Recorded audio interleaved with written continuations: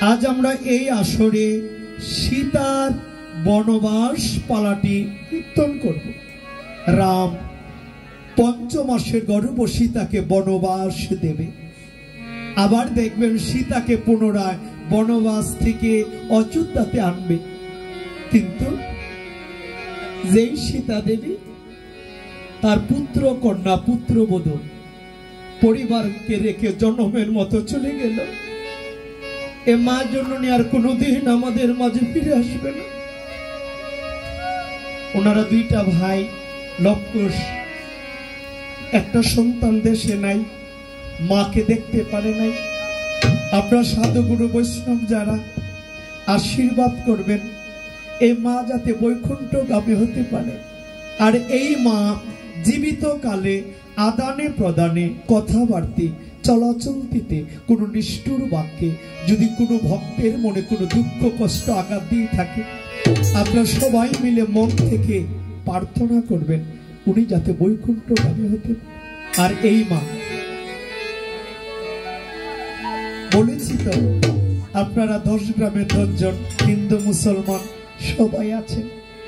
উনি জীবিতকালে যদি কোনো ভুল ত্রুটি করে থাকে মন থেকে ক্ষমা করে দেবেন, আশীর্বাদ করবেন উনি যাতে বৈকুণ্ঠগামী হতে পারে। মার আত্মার সদ্গতির জন্য সবাই একটা ধ্বনি দেন, একটু উলুর ধ্বনি করেন, আশীর্বাদ করেন। তারপর আমরা সীতার বনবাস পালাটি কীর্তন করব। বলো পরম দয়াল শ্রী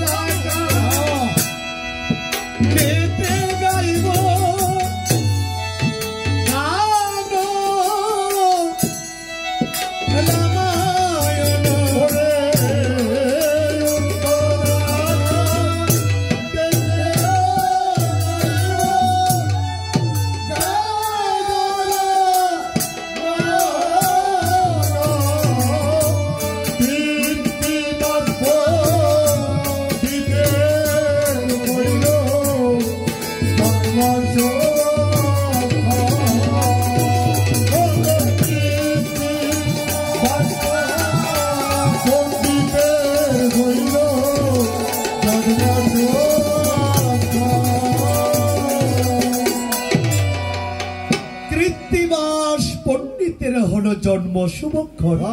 উত্তরাকাণ্ডে গাইব আমরা কিঞ্চিৎ গান রামায়ণ। দেখেন, রামায়ণ হলো 7 খণ্ডে, তার মধ্যে যেমন আদি, অযোধ্যা, অরণ্য, কিষ্কিন্ধা, সুন্দর, লঙ্কা। উত্তরাকাণ্ড বলা হয়েছে গো মহামুনি বাল্মীকি ত্রেতা যুগে শ্রীরামচরিতামৃত রামায়ণ সংস্কৃত ভাষার এবং কৃত্তিবাস পণ্ডিত এসে তাহার অর্থ তথা শ্রী বাংলা ভাষায় ধর্ম, শিক্ষা ও সমাজবোধের এক অপরূপ সমন্বয় ঘটেছে রামায়ণ তথা শ্রী রামচরিতামৃতে। প্রথমে বন্দনা শ্রীরামের যুগল চরণ। এখন আমাদের পালা কীর্তন হবে সীতার বনবাস। দেখেন, সীতার 2 বার বনবাস হয়েছিল জীবনে।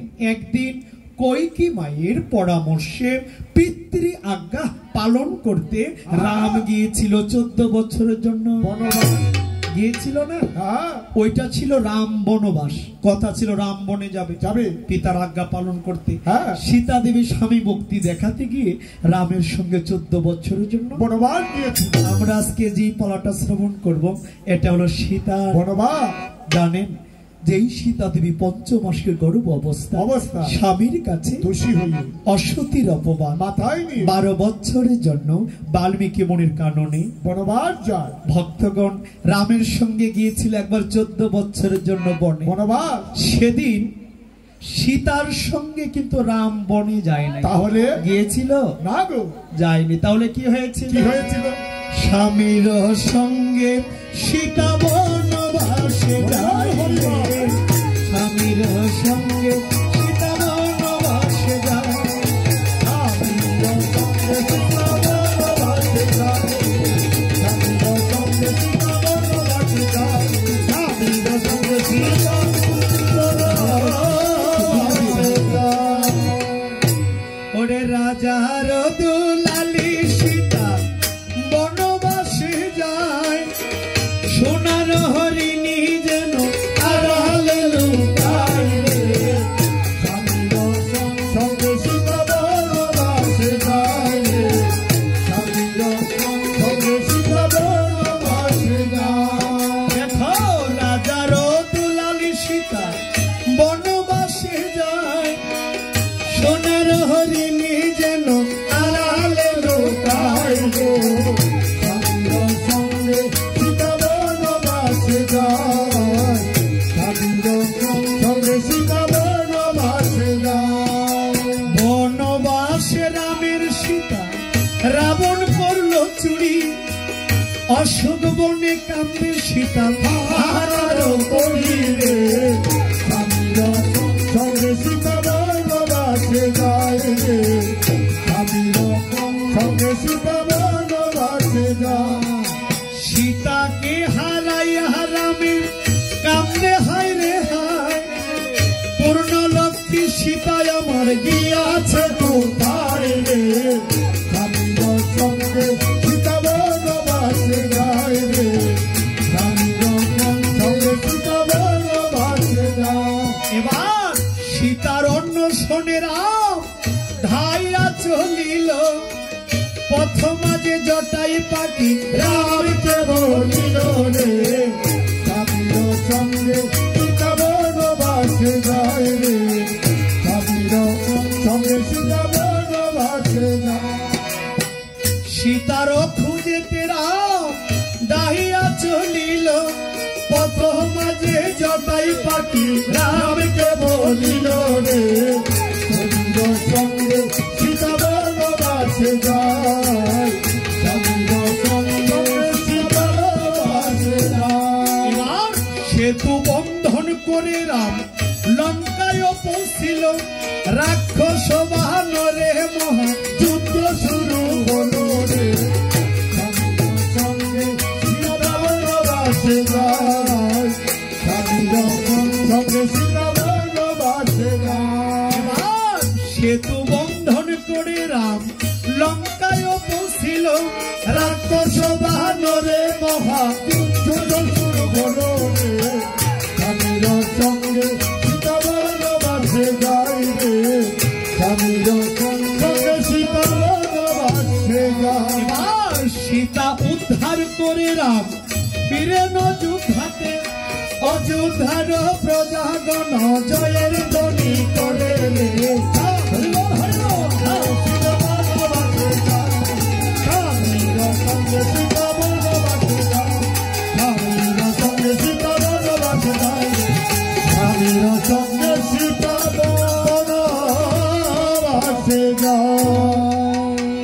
আমাদের রাম পিতার আজ্ঞা পালন করতে গিয়ে 14 বছর বনবাস সমাপ্ত করে রাবণ যখন সীতাকে করেছিল চুরি, ওই সীতাকে উদ্ধার করে রাবণকে সবংশে নিধন করে আজ দেশে এসে রাজা হলো আমার ব্রহ্ম সনাতন। ভক্তগণ, রাম লঙ্কাতে রাবণকে বিনাশ করে সীতাকে উদ্ধার করে লঙ্কাতে এসে রাম রাজ সিংহাসনে বসেছে। জানেন, বামে আমাদের সীতা দেবী মা জানকী বসেছে। ওই রাম সীতার যুগল রূপ দর্শন করে অযোধ্যার সকল প্রজারা মিলে আনন্দে আত্মহারা হয়ে রাম সীতার নামে জয়ের ধ্বনি করেছে। তার কারণ যে রাম 14, আরে কথা বলতেছেন কেন? যে রাম 14 বছর বনবাস শেষ করে অযোধ্যাতে আসছে, রামকে একটা নজর দেখার জন্য অযোধ্যাতে ভিড় জমে গেছে। আচ্ছা ভক্তগণ, রাম যখন রাজা হলো, অযোধ্যার সকল প্রজারা আনন্দে আত্মহারা হয়ে রাম সীতার নামে জয়ের ধ্বনি করছে। জয় জয় রঘুপতি রাঘব, রাজা রাম বলো পতিত পাবন। সীতারাম জয় জয় রঘুপতি রাঘব, রাজা রাম তুমি পতিত পাবন। জয় সীতারাম বলো সীতারাম, সীতারাম পতিত পাবন। সীতারাম বলো সীতারাম, সীতারাম পতিত পাবন। জয় সীতারাম তুমি দশরথ নন্দন, রাজা রাম বলো পতিত পাবন। সীতারাম তুমি দশরথ নন্দন, রাজা রাম তুমি পতিত পাবন। সীতারাম তুমি কৌশল্যা নন্দন, রাজা রাম পতিত পাবন। সীতারাম তুমি কৌশল্যা নন্দন, রাজা রাম পতিত পাবন। জয় সীতারাম বিঘ্ন বিনাশিত, রাজা রাম বলো পতিত পাবন। সীতারাম তুমি বিঘ্ন বিনাশিত, রাজা রাম তুমি পতিত পাবন। সীতারাম বিঘ্ন বিনাশিত, রাজা রাম বলো পতিত পাবন। সীতারাম তুমি বিঘ্ন বিনাশিত, রাজা রাম তুমি পতিত পাবন। সীতারাম ওরে মঙ্গল করো তুমি, রাজা রাম পতিত পাবন। সীতারাম মঙ্গল করো তুমি, রাজা রাম পতিত পাবন। জয় সীতারাম সীতারাম, সীতারাম পতিত পাবন। জয় সীতারাম সীতারাম, সীতারাম পতিত পাবন। জয় সীতারাম বল রাজা রামে তুমি পতিত পাবন। জয় সীতারাম। আজ প্রজারা মিলে রাম সীতার নামে জয়ের ধ্বনি করেছে। রাম কথা দিয়েছে, প্রজাগণ আজ থেকে আমি রাজ্যভার গ্রহণ করেছি। আজ থেকে অযোধ্যাতে কোনোদিন কোনো প্রজা দুঃখে থাকতে পারবে না, কষ্টে থাকতে পারবে না। দরকার হলে আমি রাম নিজের সুখকে বলিদান দিয়ে দেব, প্রজাদের কোনোদিন কষ্টে রাখবো না। রাম রাজ্য থাকবে অতি সুখের, রাম রাজ্য রাম রাজ্য অতি শান্তির রাজ্য। এই কথা বলে রাম সিংহাসনে বসেছে। ভক্তগণ, এমনি ভাবে রাজ্য পরিচালনা হচ্ছে খুব শান্তির সঙ্গে। অনেক দিন গত হলো, রাম রাজা হয়েছে ঠাকুরের কৃপায়। সীতা দেবী আমার 5 মাসে গর্ভবতী গো। রামচন্দ্র গিয়ে সীতাকে ডেকে ডেকে বলেছিল, সীতা সীতা আমি রাজা হলাম, অনেক দিন গত হলো, আমার মনে এখন অনেক আনন্দ। আমি রাজা রাজকার্য অতি শান্তিতে পরিচালনা করতেছি। সীতা, অনেক দিন হলো, তুমিও পঞ্চমাসে গর্ভবতী। বলো দেখি, তোমার কি কোনো কিছু খেতে ইচ্ছে করে? সীতা বলছে, স্বামী, আমার এ জগৎ সংসারে কোনো কিছুর প্রতি কোনো লোভ লালসা নেই। স্বামী গো, আপনি যদি পারেন ওই তপোবনের মুনি ঋষিদের হস্ত হইতে আমাকে একটু প্রসাদ এনে খাওয়াবেন। হ্যাঁ, আমার মনে ইচ্ছা শক্তি জাগ্রত হয়েছে, আমি মুনির কদলি বনে যাব, আমি প্রসাদ পাবো। রাম বলছে, বা প্রসাদ? মনির কাননে যাবে, প্রসাদ পাবে, আমি তোমাকে কথা দিলাম। সীতা, সময় করে নিয়ে যাব মুনির তপোবনে, মনের স্বাদ ভরে প্রসাদ গ্রহণ করো। এই কথা বলে রামচন্দ্র চলে গেল। ভক্তগণ, আরো অনেক দিন গত হয়, রাম আমার দেখিতে পায় তার রাজ্যে আগের মতো সুখ শান্তি আজ বিরাজ করছে না। আগের মতো শান্তি নাই, সুখ নাই। রাম দেখতে পায় এখানে একদল, ওখানে একদল, বসে বসে কি নিয়ে যেন সমালোচনায় মেতে আছে। জানেন, রামকে দেখলে কিছুই বলে না, আবার রামের পেছনে পেছনে রামকে নিয়ে সমালোচনায় মেতে আছে। এরই মাঝে রাম আমার একদিন স্নান করিবার তোরে নদীর তীরে যায়। ভক্তগণ, রামচন্দ্র আমার এক ঘাটে স্নান করছে, অন্য ঘাটে দুর্মুখ ধোপা নামে এক ধোপা নদীর মধ্যে কাপড় ধুচ্ছে। রাম ওনার মতো করে উনি স্নান করছে, দুর্মুখ ধোপা নদীর মধ্যে কাপড় ধুচ্ছে। হঠাৎ করে দুর্মুখ ধোপা দেখিবারে তার মেয়ের জামাই যেন সম্মুখ দিয়ে যাত্রা করেছে। ওই মেয়ের জামাইকে ধরে দুর্মুখ ধোপা বলছে, জামাই গাড্ডা করে নয়া নেছে তো, যেই কাজ করছে উনি। আরে কি করেছে উনি? বসেন এখানে। হ্যাঁ, দুর্মুখ ধোপা বলছে, জামাই আজকে কিছুদিন গত হলো আমার মেয়ে এসে আমার বাড়িতে পড়ে রইল। মেয়েকেও তো ঘরে তোলো না, ভাত কাপড় দূরের কথা, আর টাকা পয়সা তো দাওই না। ব্যাপার কি? দুর্মুখ ধোপার মেয়ের জামাই বলছে, শ্বশুর মশাই, সত্য কথা বলতে আপনার মেয়েকে আমি কোনোদিন আমার ঘরে তুলব। কি বলছো জামাই? আমার মেয়ের অপরাধ? কথা ফাইনাল, আপনার মেয়েকে আমি কোনোদিন আমার ঘরে তুলবো না। দুর্মুখ ধোপা বলছে, ব্যাপার কি? আমার মেয়েটা এমন কি অপরাধ করেছে? আমার মেয়ে কানে সামনে গিয়ে বলছে,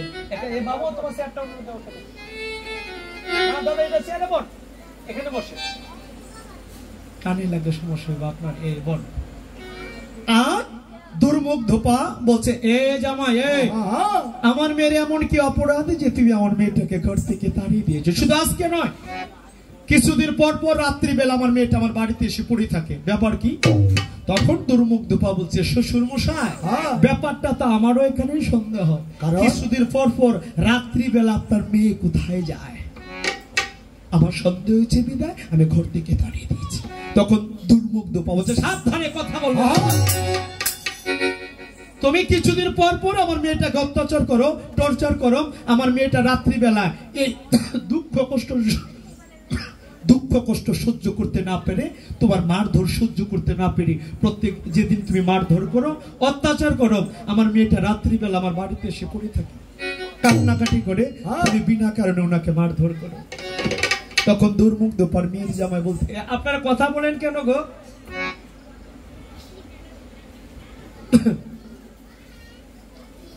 তখন দুর্মুখ ধোপার মেয়ের জামাই বলছে, শ্বশুর মশাই, আমার কথা শেষ, আপনার মেয়েকে আমি কোনোদিন আমার ঘরে তুলবো না।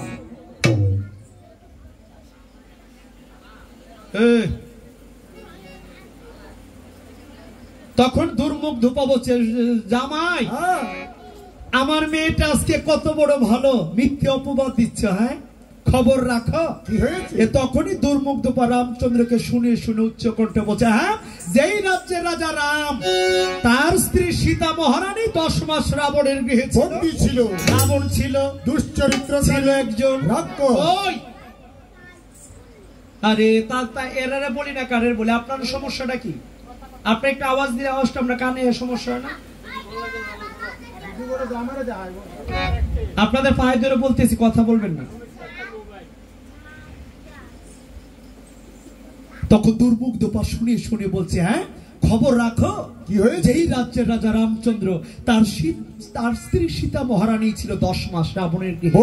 রাবণ ছিল একটা দুশ্চরিত্র, ছিল একজন রাক্ষস। রাবণ সীতার সতীত্ব নষ্ট করে ফেলেছে। দুর্মুগ্ধপার ধারণা, উনি উচ্চ কণ্ঠে বলছেন, সীতা হলো অসতী। আর যেই রাজ্য অসতী থাকে সেটা সুখের রাজ্য হতে পারে না, শান্তির রাজ্য হতে পারে না। আরে রাম যদি সীতাকে এনে সিংহাসনে রাজরানী রূপে বসাতে পারে, কই রাম তো সীতাকে রাজ্য থেকে তাড়িয়ে দেয় নাই। আর আমার মেয়েটাকে তুমি শুধু শুধু কত বড় মিথ্যা অপবাদ দিয়েছে। দেখেছেন, কথার মতো কথা হলে বেশি কথা প্রয়োজন হয় না। শুধু একটা প্রজা, সামান্য প্রজা বলে দিল সীতা নাকি অসতী। রামচন্দ্র কোন রকম স্থানটা ত্যাগ করে চলে গেল তার নিজ কক্ষে। রামচন্দ্রকে কক্ষে বসে মনে মনে ভাবেছি, আমি যে প্রজাদের পুত্রের ন্যায় লালন পালন করছি, যে প্রজাদের কোনোদিন অভাব অনটন বুঝতে দেয়নি, সামান্য একটা প্রজা আজ আমার সীতাকে নিয়ে সন্দেহ করেছে। আমার প্রজারা জানে না আমি আমার সীতাকে অগ্নি পরীক্ষা দিয়ে রাজ্যে এনেছি। যেই সীতাকে অগ্নি পরীক্ষা দিয়ে রাজ্যে এনেছি তার মধ্যে অসতীর চিহ্ন থাকতে পারে না। ওদিনের পর থেকে যত দিন যায় অযোধ্যাতে সমালোচনা আরো বাড়ে, সমালোচনার কমতি নাই। প্রজারা, প্রত্যেকটা প্রজারা সীতাকে নিয়ে সন্দেহ করছে, সীতা হলো অসতী, অসতী, অসতী। ভক্তগণ দেখবেন, দুঃখ যখন আসে চতুর্দিক থেকে আসে, চতুর্দিক দিয়ে আসে। এদিক দিয়ে প্রত্যেকটা প্রজারা সমালোচনা করছে সীতাকে নিয়ে। রাম বের হতে পারে না, রাজ্য থেকে বের হলে সবাই ঘৃণার চোখে দেখে। এরই মধ্য দিয়ে একদিন সীতা দেবী কক্ষ মাঝে তার কয়েকজন সখীদেরকে নিয়ে আলোচনায় বসেছে। ভক্তগণ, আলোচনার মাঝে এক সখী হঠাৎ করে সীতাকে বলে উঠেছে, সীতা, আরে সখী, শুনেছি তুমি 10 মাস ছিলে রাবণের গৃহে বন্দী। রাবণের ছিল 10টি মাথা। ওই দশমুণ্ড রাবণকে দেখার স্বাদ কোনদিন ললাটে জুটবে না। সীতা, কৃপা করে আমরা কয়েকজন আছি, তুমি ওই দশমুণ্ড রাবণের ছবিখানি আজ আমাদের মাটিতে কে দেখাও। ভক্তগণ, তখন সীতা দেবী কেঁদে কেঁদে বলছে, সখী রে, আমি 10 মাস রাবণের গৃহে বন্দী ছিলাম। আমি রাবণের মুখপনে কোনোদিন তাকাইনি রে সখী, ছবি এঁকে দেখাবো কেমন করে? সখীরা বলছেন, না, আজ ছবি আমাদের এঁকে দেখাতেই হবে। সখীরা যখন এত করে ধরেছে, সীতা দেবী তখন বলছে, সখী রে, আমি তো রাবণকে সরাসরি দেখিনি, তাহলে তোরা যখন এত করে বলেছিস, আমার একটা দিনের কথা মনে পড়ে। কোন দিনের কথা মনে পড়েছে? এই কথাটা এতদিন আমি গোপনে রেখেছিলাম, কাউকে বলিনি, আজ বলবো। যেদিন রাবণ আমাকে পঞ্চবটি বনের উপর দিয়ে চুরি করে নিয়ে যায়, বন পাড়ি দিতে বিরাট বড় সমুদ্র পড়ে, সমুদ্র মাঝে আমি রাবণে ছায়া দেখেছি, আমি রাবণে ছায়া দেখেছি, ওরে আমি রাবণে ছায়া দেখেছি, আমি রাবণে ছায়া দেখেছি, আমি সামনে দেখিনি তাকে, আমি রাবণে ছায়া দেখে, আমি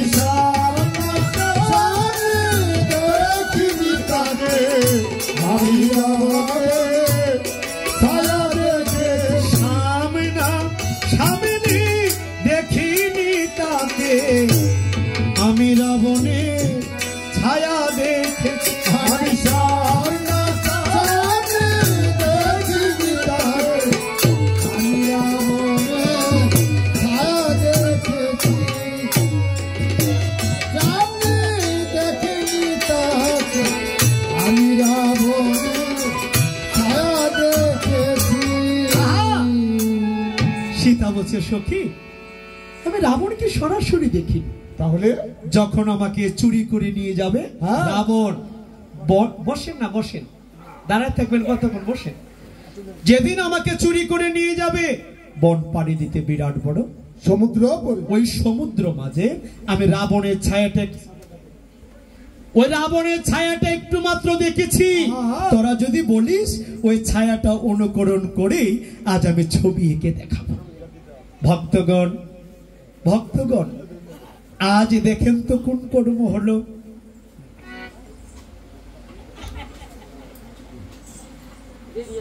যেদিন রাবণ আমাকে পঞ্চবটি বনের উপর দিয়ে চুরি করে নিয়ে যাবে, বন পাড়ে দিতে বিরাট বড় সমুদ্র পড়ে, সমুদ্র মাঝে রাবণের ছায়াটা একটু দেখেছি। তোরা যদি বলিস ওই ছায়াটা অনুকরণ করে আমি ছবি এঁকে দেখাবো।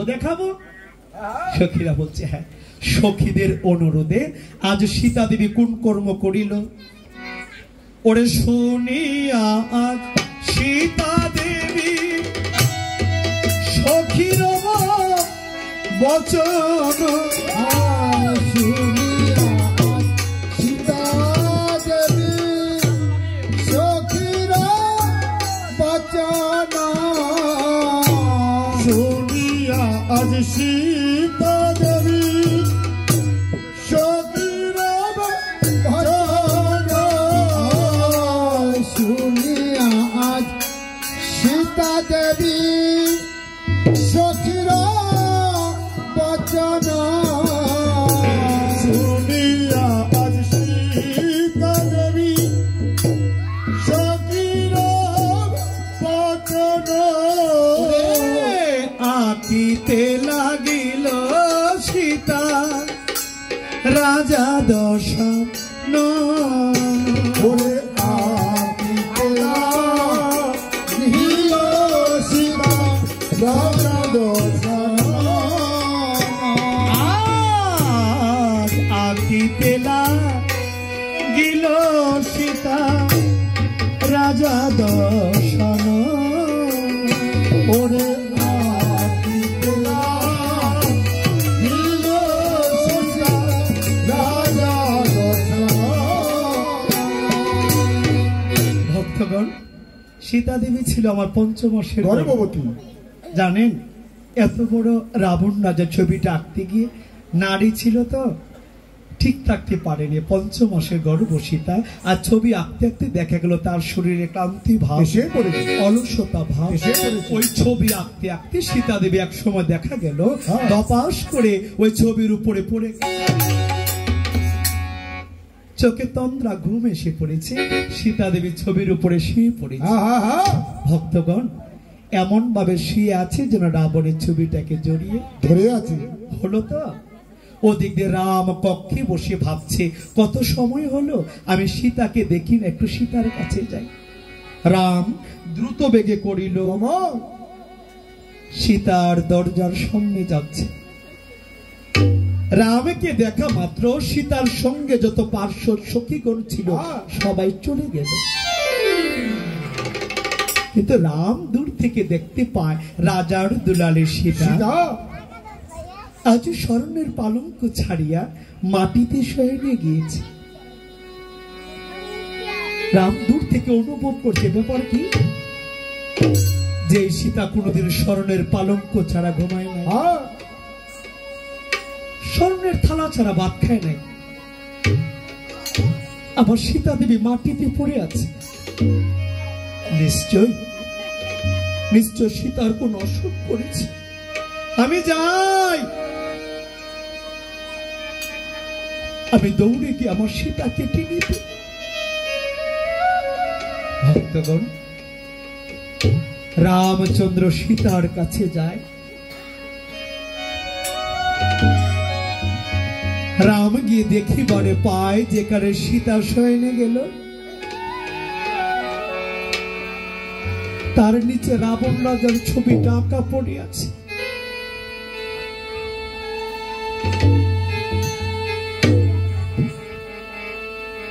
রামচন্দ্র এইসব দৃশ্য দেখে মনে ভাবেছি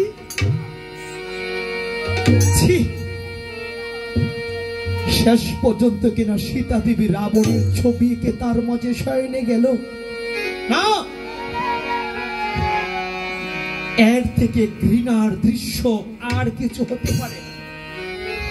এমনিতে কাটা ঘা, আবার লবণের চিতা।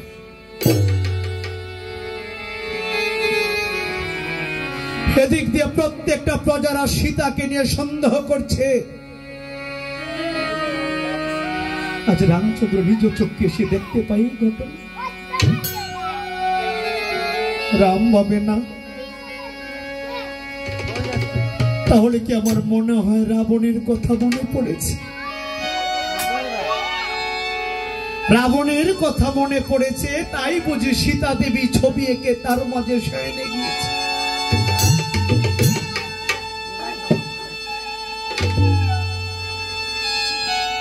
কাল সকাল হবে, প্রত্যেকটা প্রজাদের মধ্যে জানাজানি হবে সীতা দেবী রাবণের ছবি এঁকে তার মাঝে শয়নে গিয়েছে। না না না, এমনিতেই কত জ্বালা, আর জ্বালা আমার সহ্য হয় না। এই সীতাকে আমি আর অযোধ্যাতে রাখবো না। আমি দরকার হলে সীতাকে আজ নির্বাসনে দেব, জনমের মতো সীতাকে আজ আমি বনবাসে দেব।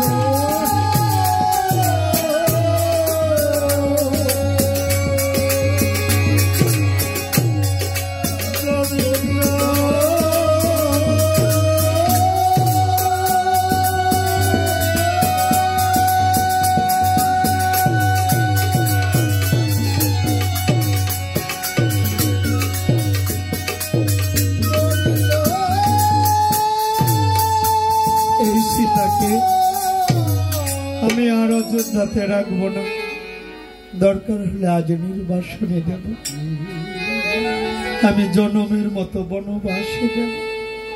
জানেন, সীতাকে আর ডাকে নাই, রাম লক্ষণের কক্ষে গিয়ে ডেকে ডেকে বলছে, লক্ষণ লক্ষণ এদিকে আয়। লক্ষণ গিয়ে বলছে, ঠাকুর দাদা দাদা এই সময় কেন এসেছো দাদা? রাম বলছে, শোন, আমি বড় ভাই হয়ে জীবনে তোকে যত আজ্ঞা দিয়েছি সব পালন করেছিস। আজ আমি বড় ভাই হয়ে তোকে একটা আদেশ দেব, পালন করবি? লক্ষণ বলছে, দাদা আজ তোমাকে এমন লাগছে কেন? তোমার নয়ন দিয়ে অশ্রু ধারা বইছে।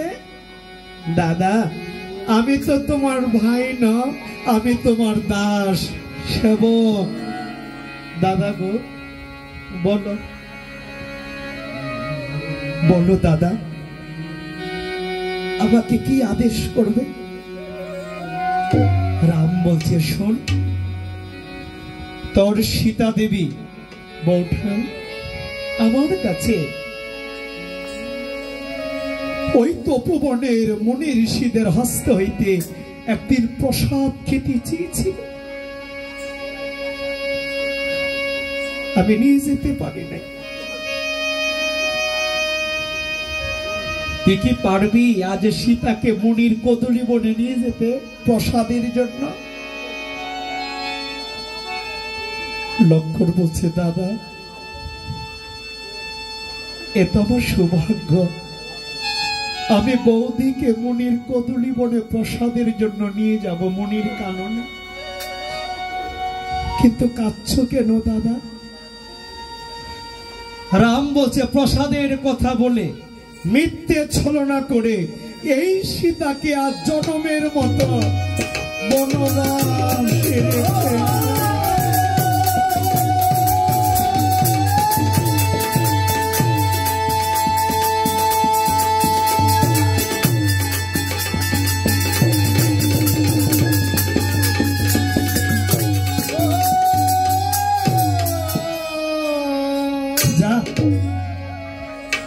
প্রসাদের কথা বলে মিথ্যে ছলনা করে সীতাকে মনির কদলি বনে রেখে লক্ষণ বলছে, দাদা আজ তুমি আমাকে কি আদেশ দিলে? তুমি তো জানো না সীতা হলো আমার মাতৃস্বরূপ, আমি সীতাকে মাতৃরূপে ভজনা করি। দাদা এতটা দিন মায়ের মতো ভজনা করেছি, সীতা আমার কাছে মাতৃস্বরূপ। দাদা গো, আমি লক্ষণ পুত্র সম হয়ে মায়ের মতো বৌঠানের মনে কষ্ট দিতে পারবো না। দাদা আমাকে ক্ষমা করো, আমি সীতাকে এই কথা বলে বনবাস দিতে নিয়ে যেতে পারবো না। দাদা তুমি তো জানো সীতা দেবী 14 বছর বনবাস শেষ করে আসছে। এই অভাগীকে যদি আবার বলো তুমি বনবাসে দিবা, দাদা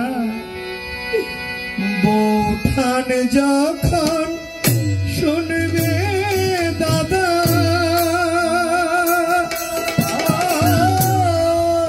বনবাসে ওই কথা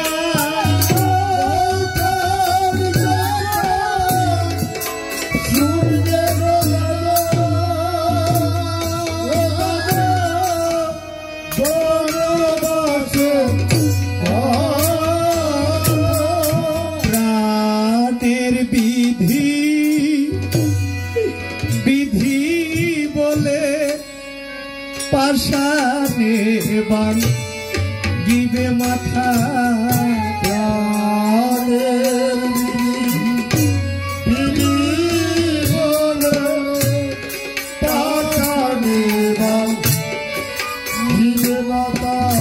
আমার বৌঠান প্রাণে বাজবে না গো, আমার বৌঠান প্রাণে আমার বৌঠান প্রাণে বাজিবে না গো, আমার বৌঠান প্রাণে বাজিবে না গো। দাদা বনের কথা শুনলে পরে বৌঠান প্রাণে বাজিবে না গো, শুনলে পরে বৌঠান প্রাণে বাজবে না গো। লক্ষণ বলছে না আমি পারবো না, আমি মায়ের মতো বৌঠানের মনে কষ্ট দিতে পারবো না। রাম বলছে এই তোর ভাতৃভক্তি, এতক্ষণ তো খুব বলেছিস তুই আমার দাস, আমার সেবক, তুই আমার আজ্ঞা পালনকারী, কই এখনই তো দেখছি তুই আমার আজ্ঞা লঙ্ঘন করবি। আমি তোর বড় ভাই হয়ে তোকে আদেশ করেছি, যা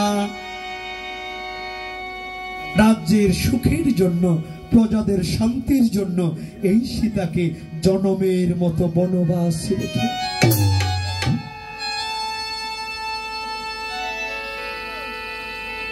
কথা বললেন না, শুনেন, শুনলে ভাল লাগবে, মনটা স্থির করেন। আজ লক্ষণ একটা ধর্ম সংকটে পড়ে গেল জানেন, এদিকে দাদার আদেশ, ওদিকে বৌঠানের প্রতি ভক্তি, কোনটা পালন করবে?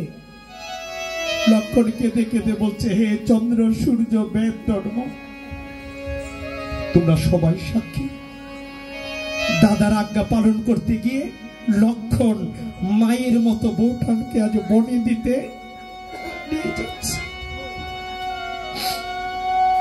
ভক্তগণ, আজ দাদাকে প্রণাম করে লক্ষণ সীতার কুঠিরে যায়। সীতা তো আর জানে না আজ লক্ষণ সীতাকে গিয়ে বলে, বৌদি আমার দাদা আজ আমাকে আদেশ দিয়েছে, তোমাকে মনির কাননে প্রসাদের জন্য নিয়ে যাব, তুমি কি যাবে না? সীতা বলছে, দাঁড়াও লক্ষণ, কতদিনের আশা, মনির কাননে যাব, প্রসাদ পাবো। দাঁড়াও, আমার এই রাজকীয় বেশ মুনি ব্রাহ্মণরা পছন্দ করবে না। আমি রাজকীয় বেশ খুলে সাধারণ শাড়ি পরে কাঙালের বেশ ধারণ করে প্রসাদের জন্য যাব। ভক্তগণ, আজ সীতা দেবী রাজকীয় বেশ ত্যাগ করে সাধারণ শাড়ি পরে মনে কত আনন্দ, প্রসাদের জন্য যাবে।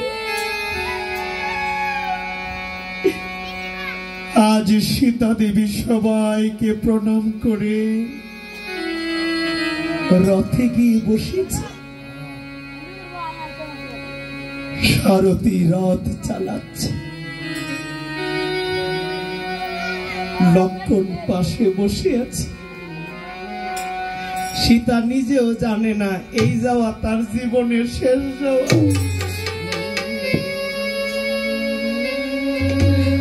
অনেক দূর পর্যন্ত রথ চলে যায়। সীতা আজ গিয়ে দেখিবারে পায় পথ মাঝে এক অমঙ্গলের চিহ্ন। ভক্তগণ, অমঙ্গলের চিহ্ন দর্শন করে সীতা দেবী আজ বলছে, আমি আর যাব না প্রসাদ খেতে, আর যাব না প্রসাদ খেতে, আমি আর যাব না প্রসাদ খেতে, আর যাব না প্রসাদ খেতে, আমি চলে যাব অযোধ্যাতে, আর যাব না প্রসাদ খেতে, আমি যাব অযোধ্যাতে, আর যাব না প্রসাদ খেতে। সীতা বলছে, লক্ষণ ভাই আর যাব না, আমার মনে যেন কেমন করছে।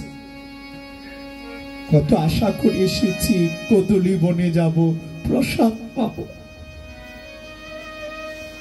মনির কাননে আর যাওয়া হবে না। আমাকে অযোধ্যাতে নিয়ে যাও। লক্ষণ বলছে, বৌদি একটু সামনে গেলে মনির কানন, প্রসাদে নিয়ে যাও। সীতা বলছে, না আমি আজ আর যাব না, আমাকে অযোধ্যাতে নিয়ে যাও। লক্ষণ তখন বলছে, বৌঠান আর কোনদিন অযোধ্যাতে যাবে না। আমার দাদা রামচন্দ্র তোমাকে জনমের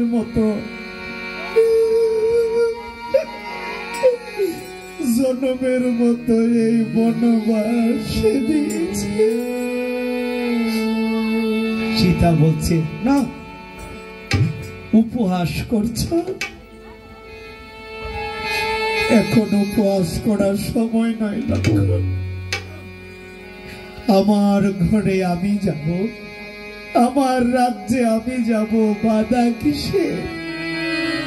নিয়ে চলো, রথ উল্টো দিকে ঘোরাও, মন কেমন করছে। লক্ষণ তখন সীতার চরণে পড়ে বলছে, বৌঠান সত্য করে বলছে, আজ আমার দাদা রামচন্দ্র প্রজাদের সুখের জন্য, শান্তির জন্য তোমাকে অসতীর অপবাদ দিয়ে জনমের মতো এই বনবাস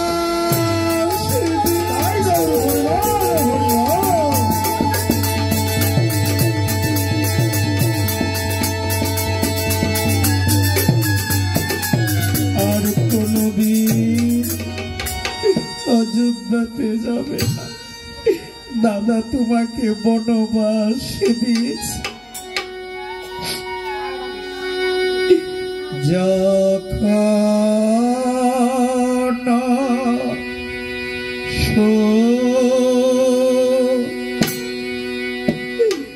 নীল সীতা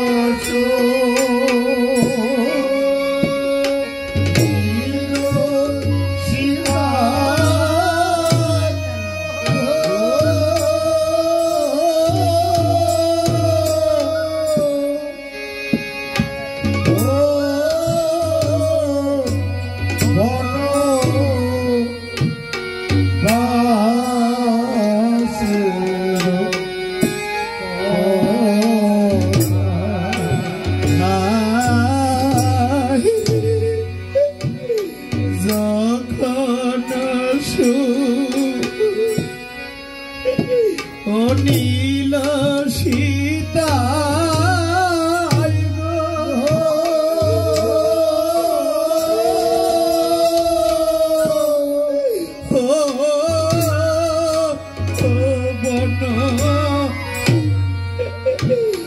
বাসে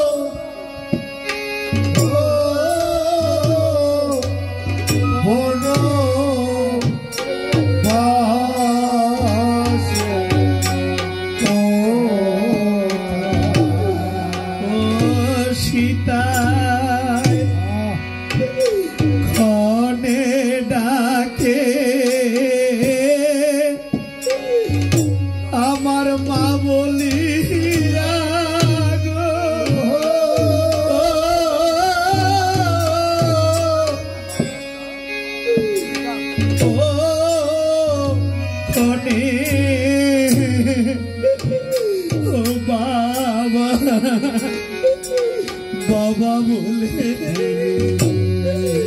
ও সীতা ঘরে ডাকে মা বলিয়া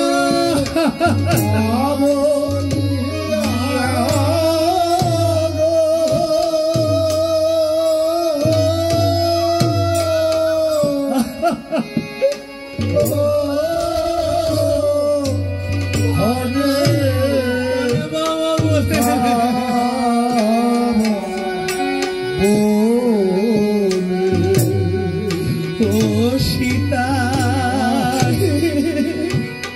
ঘরে ডাকে আমার মা বলিয়া গো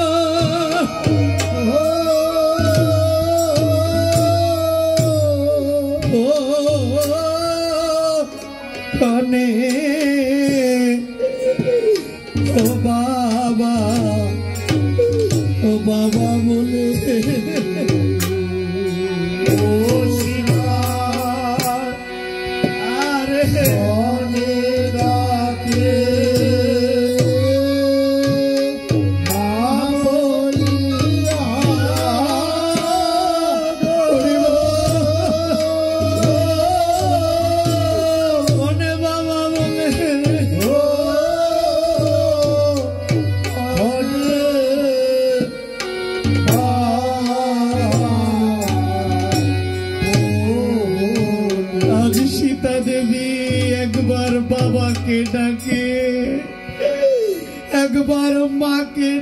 রে ও গো মা, আমি এমন কি অপরাধ করেছি যে আমার স্বামী আমাকে বনে দিল? এই 5 মাসের গর্ভ নিয়ে আমি কোথায় যাব? ও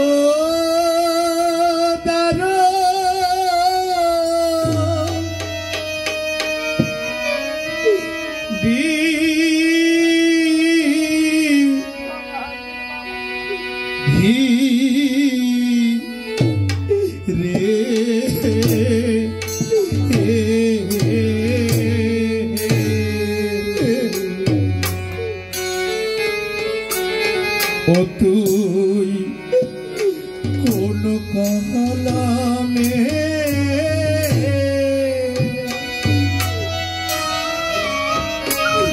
ওরে লিখিলি রে বিধি আমার পুরা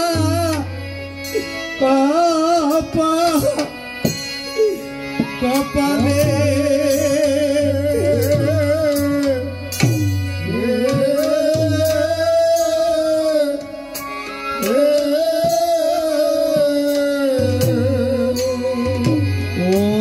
আমার মাও নাই রে, আমার বাপ নাই রে, ওই আমার তালাশ করে রে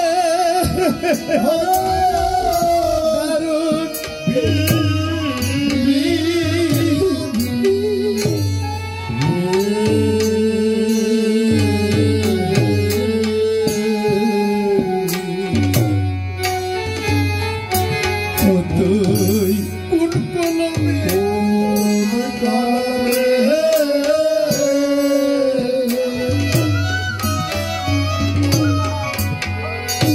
লিখলি রে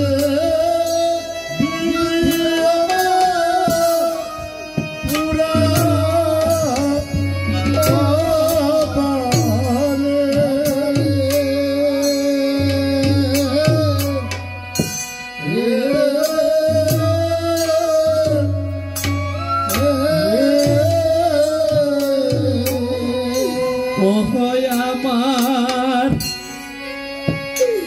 আমার মাও নাই রে, ও বাপ নাই রে, ও আমায় কে বা তালাশ করে রে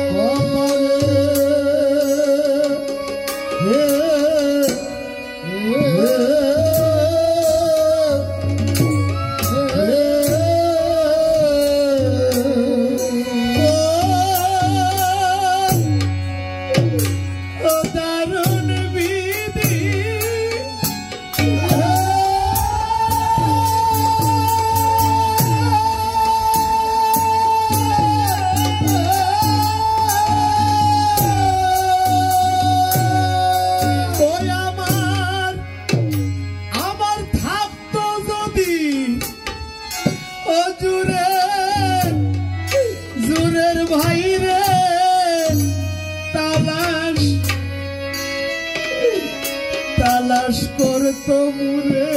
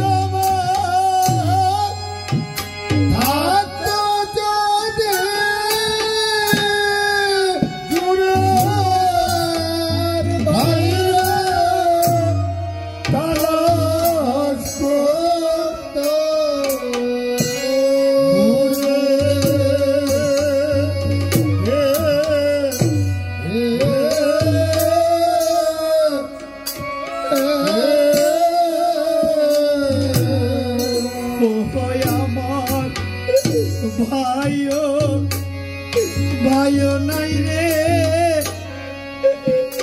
আমার বান্ধব নাই নাই রে ও আমার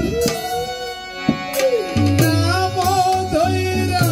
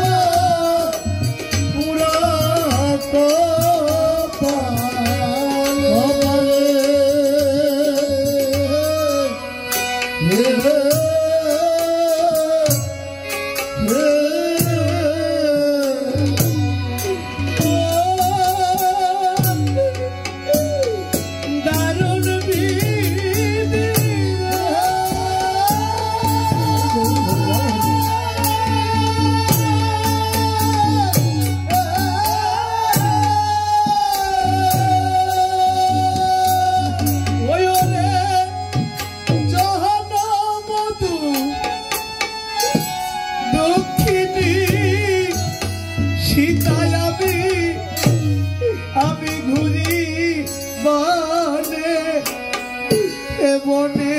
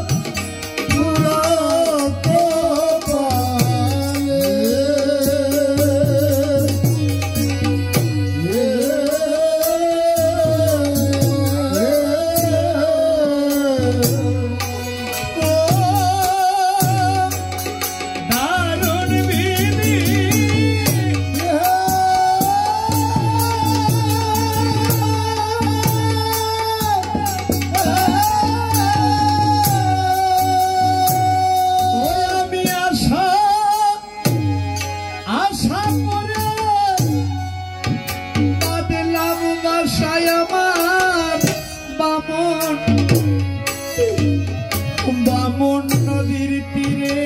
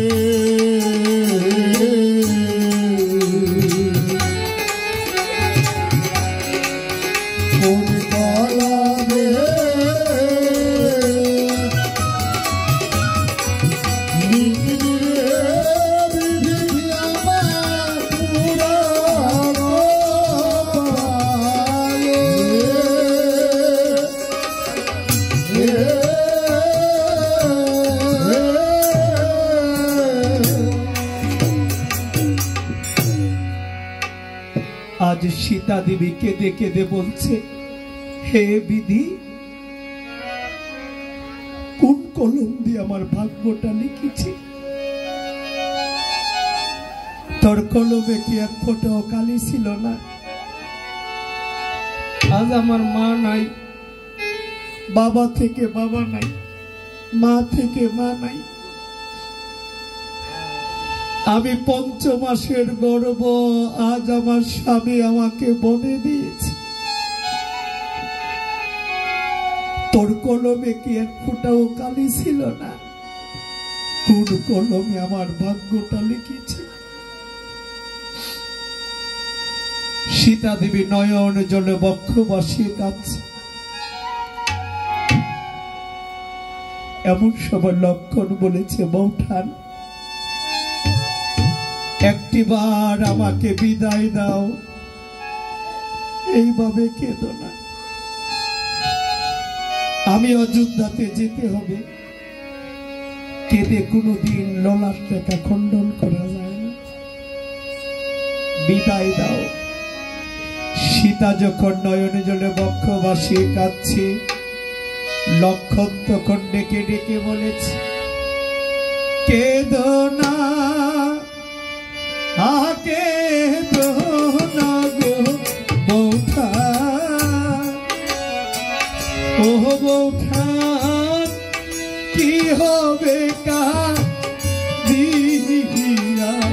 কেঁদো না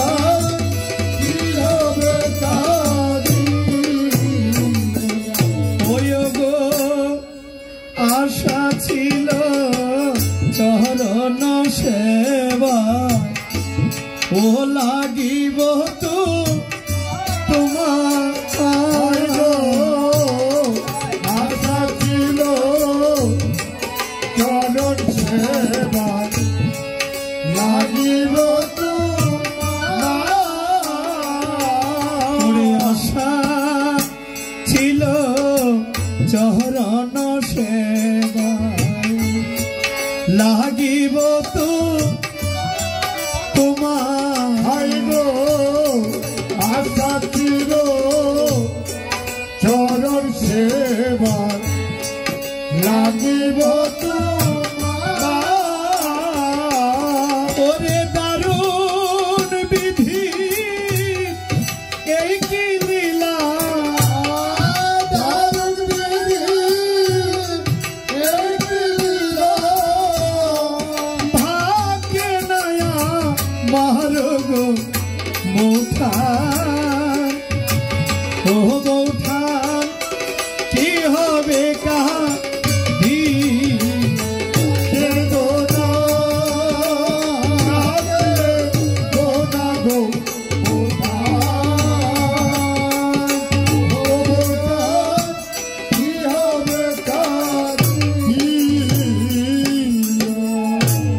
আজ সীতা দেবী নয়ন জলে বক্ষ বাসিয়ে যখন কাঁদছে, লক্ষণ বলেছে বৌঠান এইভাবে কেঁদো না, কেঁদে কোনোদিন ললাট টাকা খণ্ডন করা যায় না। লক্ষণ যখন চলে যাবে, সীতা দেবী পেছন থেকে ডেকে ডেকে বলতে লাগিল, যেও না যেও না রে লক্ষণ, ও লক্ষণ যেও না ছাড়িয়া, যেও না রে লক্ষণ, ও লক্ষণ যেও না ছাড়িয়া, যেও না রে লক্ষণ, ও লক্ষণ যেও না ছাড়িয়া, যেও না রে লক্ষণ, ও লক্ষণ যেও না ছাড়িয়া। ওরে জনম জনম দুঃখী অভাগী রে, জনম দুঃখী অভাগী রে, জনম দুঃখী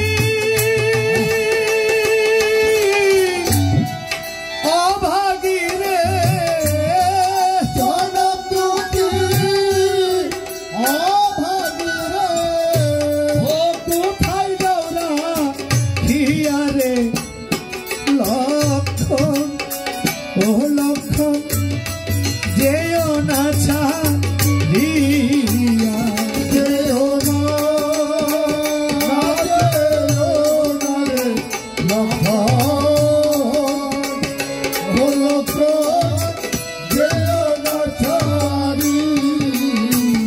ওই রে পঞ্চমাসে গর্ভ আমি জানো রে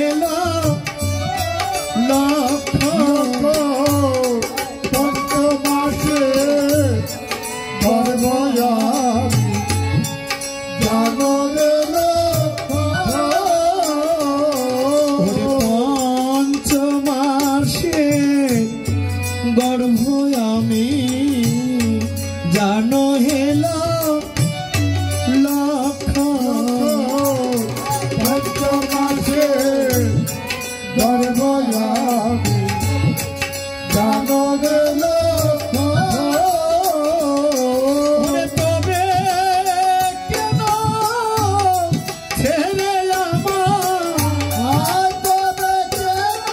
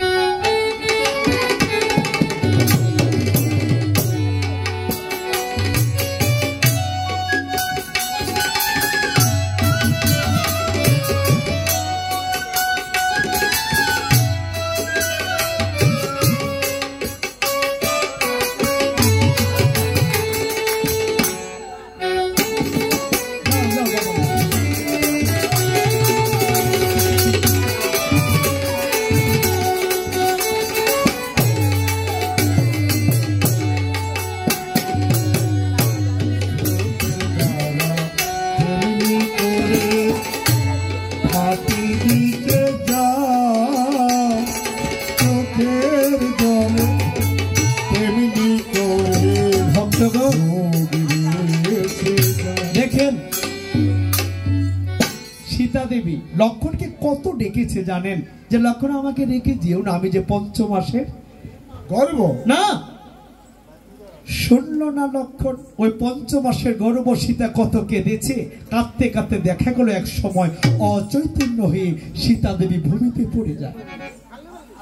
লক্ষণ মনে মনে ভাবে এই আমার সুবর্ণ সুযোগ, সীতা দেবী অচৈতন্য হয়ে ভূমিতে পড়ে গেল, এই সুযোগে আমি সীতাকে রেখে চলে যাব। ভক্তগণ আজ লক্ষণ সীতাকে অচৈতন্য অবস্থায় মনির কাননে রেখে রথ নিয়ে অযোধ্যার উদ্দেশ্যে রওনা দিয়েছে। আজ জনম দক্ষিণী সীতা বৃক্ষের নিচে পড়ে আছে। ভক্তগণ আমরা কিন্তু সীতার বনবাস পালা কীর্তন শ্রবণ করতেছি। সীতা দেবী বন মধ্যখানে নয়ন জলে বুক বাসিয়ে অনেক কেঁদেছে। সীতার ডাক শুনে কেহ আসেনি গো। ভক্তগণ সীতা যখন উচ্চ কণ্ঠে বাবা মা মা বলে চিৎকার করে রুদন করছে, জানেন পাশেই ছিল বাল্মীকি মুনির আশ্রম। সীতার চিৎকার শুনে বাল্মীকি মুনি দৌড়ে ছুটে গেল সীতার কাছে। আজ বাল্মীকি মুনি দৌড়ে গিয়ে সীতাকে বলছে, মা তুমি কে, এ নির্জন জঙ্গলে চিৎকার করে কাঁদছ, একটি বার বলো। সীতা দেবী বলছে, কে আপনি? লক্ষণ আরে আপনারা কথা বললেন না দিদি, কথা বললে সমস্যা।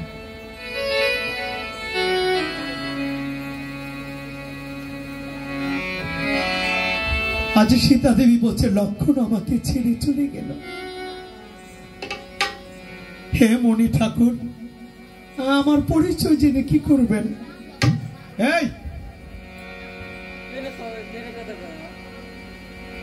আমি জনম দুঃখিনী, আমি এক অভাগিনী। বাল্মীকি মুনি বলছে, কেঁদো না মা, এ পৃথিবীতে যার কেহ নাই তার ভগবান আছে, পরিচয় দাও মা, কি তুমি? সীতা দেবী তখন কেঁদে কেঁদে বলেছে, আমি জনম দুঃখিনী, জন্ম অভাগিনী, সুখ হইল না আমার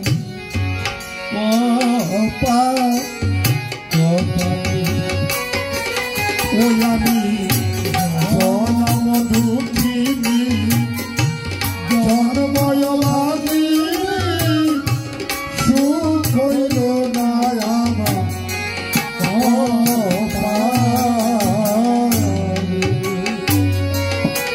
আমি জনম দুঃখিনী, জন্ময় ভাগিনী, সুখ হইল না কপালে। জনম দুঃখিনী, জন্ময় ভাগিনী, সুখ হইল না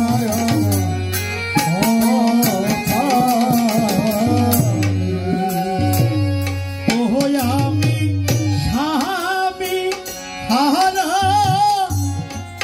রাজ্য হারা, আমি স্বামী হারা, রাজ্য হারা, আমি স্বামী হারা, রাজ্য হারা, আমি স্বামী হারা, রাজ্য হারা, ধুলি বনে বনে, হে জনম দুঃখিনী, জন্ময় ভাগিনী, সুখ হইল না আমার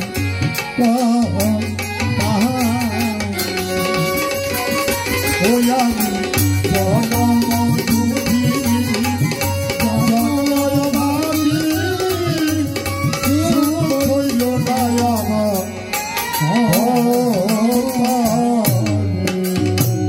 সীতা দেবী বলেছে, আমি জন্ম দুঃখিনী,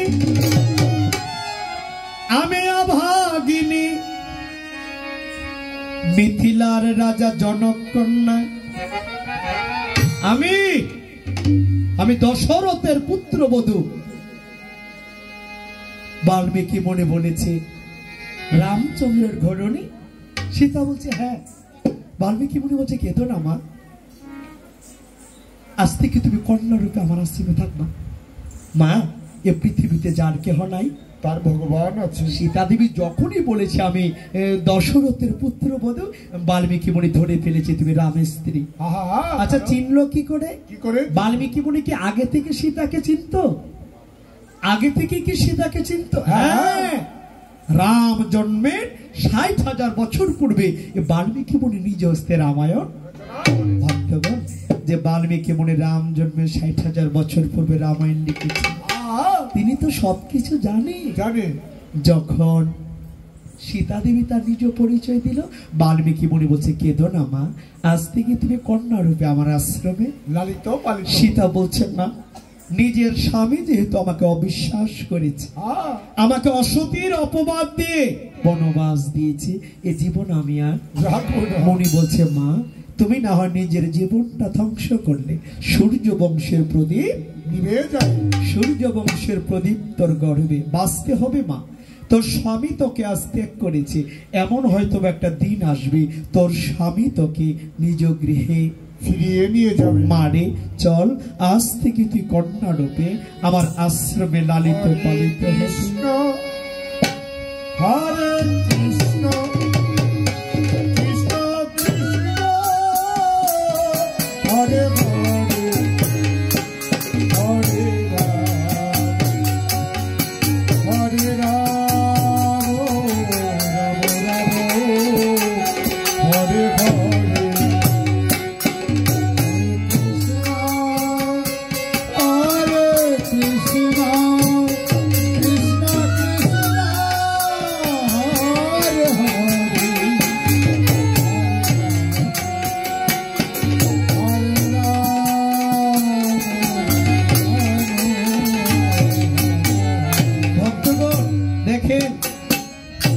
এই ৫ মাসের গর্ভবতী তাকে বাল্মীকি মুনি নিয়ে গেল তার আশ্রমে। বাল্মীকি মুনি বোঝালো তুই বাঁচতে হবে মা। সীতা দেবী অবশেষে ৫ মাসের গর্ভ নিয়ে বাল্মীকি মুনির আশ্রমে চলে গেল। মুনি বারবার একটা কথাই বোঝাতে চাচ্ছে, পৃথিবীতে যার কেহ নাই, তার ভগবান আছে। আসেনি গো, ভগবান আসেনি। ও তারা ঘুমাইতেছে বোধ। দাদা, যার কেউ না ভগবান আছে না? আছে। আসেনি গো, ভগবান আছে। আজকে বাল্মীকি মুনি এটাই বোঝাচ্ছে, যার কেহ নাই বিধাতা আছে। এমন একদিন আসবে হয়তোবা তোর স্বামী তোকে আশ্রমে মানে নিজ রাজ্যে ফিরিয়ে নিয়ে যাবে। কাঁদিস নি মা, আজ থেকে তুই কন্যা রূপে আমার আশ্রমে লালিত পালিত।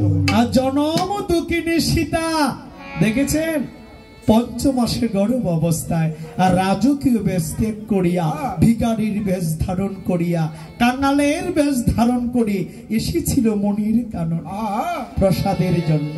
হয়ে গেল বনবাস। ওরে রাজবেশ ত্যাগ করিয়া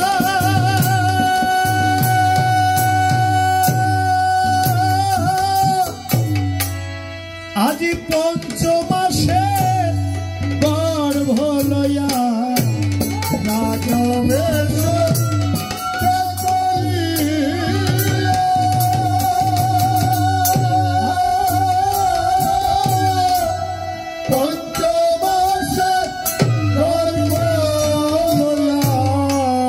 স্বামীর কাছে দোষী হইয়া, স্বামীর কাছে দোষী হইয়া, স্বামীর কাছে দোষী হইয়া,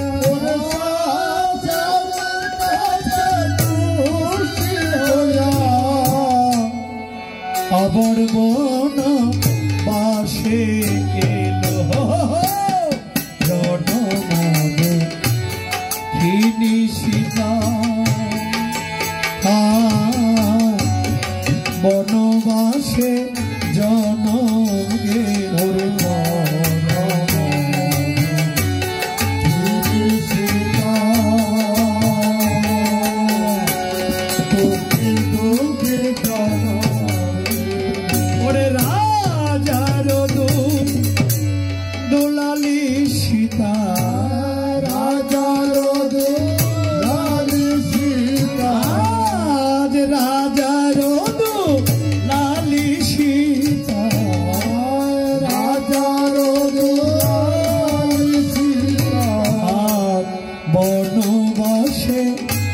জনম গেল জনম দুঃখিনী সীতা দুঃখে দুঃখে জনম গেল সীতা দুঃখে দুঃখে জনম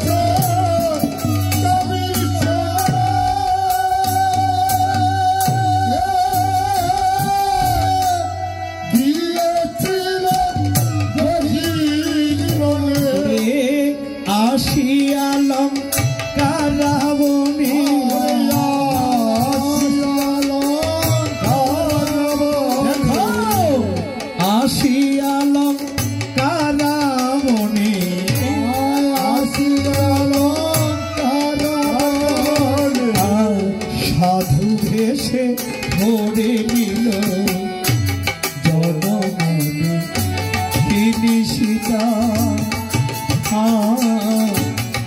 দুঃখে দুঃখে জনম গেল সীতা দুঃখে দুঃখে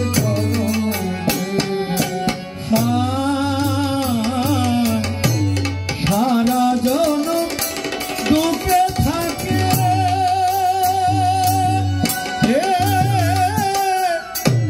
সীতা নাম তাই কেউ না রাখে সারা জীবন দুঃখে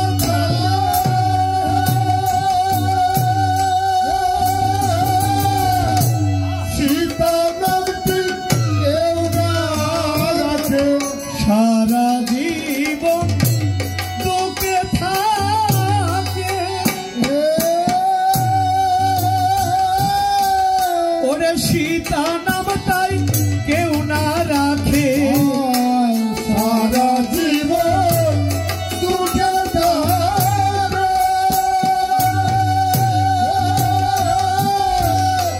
সীতা নামটি কেউ না রাখে কপালের দোষ দিব কাকে কপালে দোষ দিব কাকে কপালের দোষ দিব কাকে কপালে দোষ দিব কাকে কপালে যা লেখা ছিল জনম সীতা দুঃখে দুঃখে জনম সীতা দুঃখে দুঃখে জনম রাজার হরিবল হরিবল সীতা রাজার দুলালি সীতা রাজার দুলালি সীতা বনবাসে জনম দুঃখিনী সীতা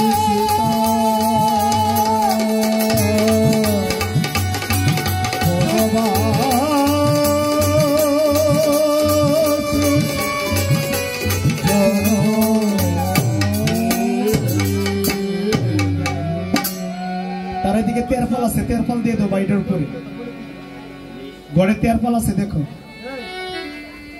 আজ জনম দুঃখিনী সীতা ভক্তগণ সামনে সামনে আমি বললে তোর জীবন আইলেন না হইলে এই আনতেছে ভগবান দাদা চেয়ারটা নিয়ে ভিতরে করেন আইন দৃষ্টি চলে যায় ভাই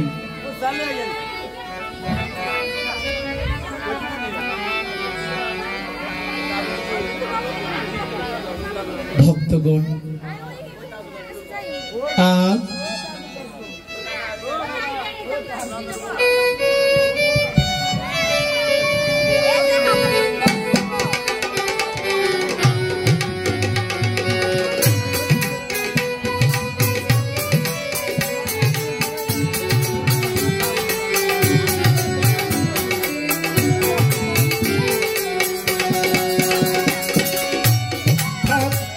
যদি না পাই দেখা